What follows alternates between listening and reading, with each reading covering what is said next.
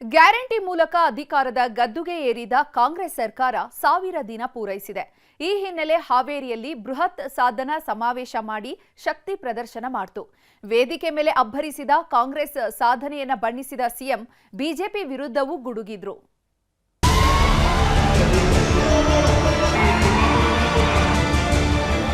ಪಂಚ ಗ್ಯಾರಂಟಿಗಳ ಮೂಲಕ ಅಧಿಕಾರಕ್ಕೆ ಬಂದ ರಾಜ್ಯ ಕಾಂಗ್ರೆಸ್ 1000 ದಿನ ಪೂರೈಸಿದೆ. ನಾಯಕರಲ್ಲಿ ಉತ್ಸಾಹ ದುಪ್ಪಟ್ಟಾಗಿದೆ.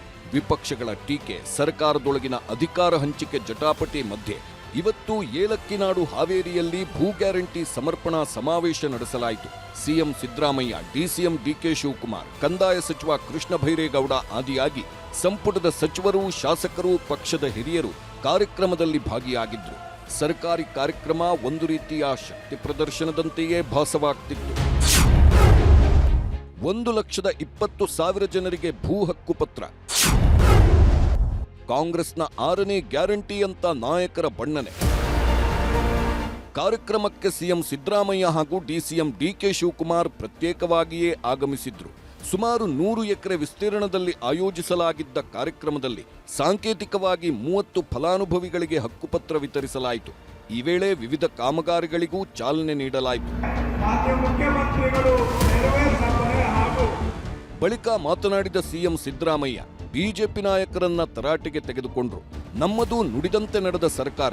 590 ಭರವಸೆ ಕೊಟ್ಟಿದ್ದೆವು. ಅವುಗಳಲ್ಲಿ 243 ಭರವಸೆ ಈಗಾಗಲೇ ಈಡೇರಿಸಿದ್ದೇವೆ.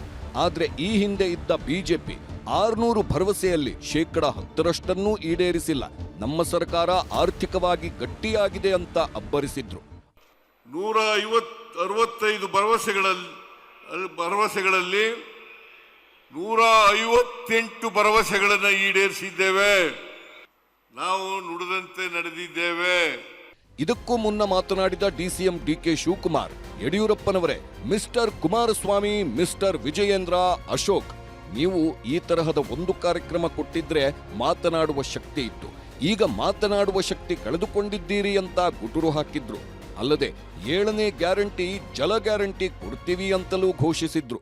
ಯಡಿಯೂರಪ್ಪನವರೇ, mister Kumaraswamy, mister Ashok, mister Vijayendra, ಇಂಥ ಒಂದು ಕೆಲಸ ನಿನ್ನ ಅವಧಿಯಲ್ಲಿ ಏನಾರು ಮಾಡಿದ್ರೆ ನಿಮ್ಗೆ ರಾಜಕೀಯದಲ್ಲಿ ಮಾತಾಡೋಂಥ ಶಕ್ತಿ ಇತ್ತು. ಆ ಶಕ್ತಿ ಎಲ್ಲ ಕೂಡ ಕಳ್ಕೊಂಡಿದ್ದೀರಿ. ಇನ್ನು ವೇದಿಕೆಯಲ್ಲಿ ಸಿಎಂ ಡಿಸಿಎಂ ನಡುವಿನ ಮುಸುಕಿನ ಕುರ್ಚಿ ಕದನಕ್ಕೆ ಸಾಕ್ಷಿ ಎಂಬಂತೆ ಇಬ್ಬರ ನಡುವಿನ ಮೌನ ಸಾಕಷ್ಟು ಪ್ರಶ್ನೆಯನ್ನ ಹುಟ್ಟುಹಾಕಿದೆ. ಸಮಾವೇಶಕ್ಕೆ 1 ಗಂಟೆ ತಡವಾಗಿ ಆಗಮಿಸಿದ ಡಿಸಿಎಂ ವೇದಿಕೆಗೆ ಬಂದು ಜನರತ್ತ ಕೈಬೀಸಿದ್ರು. ವೇದಿಕೆಯಲ್ಲಿ ಸಿಎಂ ಕುಳಿತಿರೋದನ್ನ ಗಮನಿಸಿಯೂ DCM DK Shivakumar CM Siddaramaiah ಕಡೆ ಕಣ್ಣು ತಿರುಗಿಸಿಯೂ ನೋಡದೆ ತೆರಳಿದ್ರು. ಸಿಎಂ ಸಿದ್ದು ಎಡಭಾಗಕ್ಕೆ 2 ಕುರ್ಚಿಯ ನಂತರ ಕುಳಿತಿದ್ದ ಗೃಹ ಸಚಿವ ಪರಮೇಶ್ವರ್ ಅವರನ್ನ ಆತ್ಮೀಯವಾಗಿ ಮಾತನಾಡಿಸಿದ್ರು. ಬಳಿಕ ಸಿಎಂ ಪಕ್ಕದ ಕುರ್ಚಿಯಲ್ಲಿ ಬಂದು ಕುಳಿತ ಡಿಕೆಶಿ ಸಿಎಂ ಕಡೆ ತಿರುಗಿಯೂ ನೋಡದೆ ಆಮಂತ್ರಣ ಪತ್ರಿಕೆ ಹಿಡಿದಿದ್ರೆ ಅತ್ತ ಸಿಎಂ ನ್ಯೂಸ್ ಪೇಪರ್ ಓದುತ್ತಾ ಕುಳಿತಿದ್ರು. ಇನ್ನು ಸಿದ್ದರಾಮಯ್ಯ ಭಾಷಣಕ್ಕೆ ಎದ್ದೇಳುತ್ತಿದ್ದಂತೆ ವೇದಿಕೆಯಿಂದ ಡಿಸಿಎಂ ಡಿಕೆ ಶಿವಕುಮಾರ್ ನಿರ್ಗಮಿಸಿದ್ದು ಸಾಕಷ್ಟು ಚರ್ಚೆಗೆ ಕಾರಣವಾಯಿತು. ಇನ್ನು ಬೆಂಗಳೂರಲ್ಲಿ ಬಿಜೆಪಿ ರಾಜ್ಯಾಧ್ಯಕ್ಷ ವಿಜಯೇಂದ್ರ ಸುದ್ದಿಗೋಷ್ಠಿ ನಡೆಸಿದ್ರು. 1000 ದಿನದ ಸಂಭ್ರಮದ ಸರ್ಕಾರ ಅಲ್ಲ, ಇದು 1000 ಸುಳ್ಳಿನ ಸರ್ಕಾರ ಅಂತ ಆಕ್ರೋಶ ಹೊರಹಾಕಿದ್ರು. ಸತ್ಯ ಏನಪ್ಪಾ ಅಂತ ಹೇಳಿದ್ರೆ, ನಮ್ಮ ಕರ್ನಾಟಕ ರಾಜ್ಯವನ್ನ ಇವತ್ತು ದಿವಾಳಿ ಮಾಡೋದಕ್ಕೆ ಹೊರಟಿಲ್ಲ. ಈಗಾಗಲೇ ಆ ಕೆಲಸ ಪೂರೈಸಿದ್ದಾರೆ ಮಾನ್ಯ ಸಿದ್ದರಾಮಯ್ಯನವರು, ರಾಜ್ಯದ ಮುಖ್ಯಮಂತ್ರಿಗಳು ಅನ್ನೋದನ್ನ ಈ ಸಂದರ್ಭದಲ್ಲಿ ಹೇಳೋದಕ್ಕೆ ಇಚ್ಛಪಡ್ತೇನೆ. ಒಟ್ನಲ್ಲಿ ಸರ್ಕಾರದಲ್ಲಿ 1000 ದಿನದ ಸಂಭ್ರಮ ಮನೆ ಮಾಡಿದ್ರೆ ಬಿಜೆಪಿ ಅವರು 1000 ದಿನದ ಸಂಭ್ರಮದಲ್ಲೂ ಸಾವಿರಾರು ಸಮಸ್ಯೆಗಳನ್ನ ಹುಡುಕಿ ತೆಗೆದು ವಾಗ್ದಾಳಿ ಮಾಡುತ್ತಿದ್ದಾರೆ. Bureau report, news 18.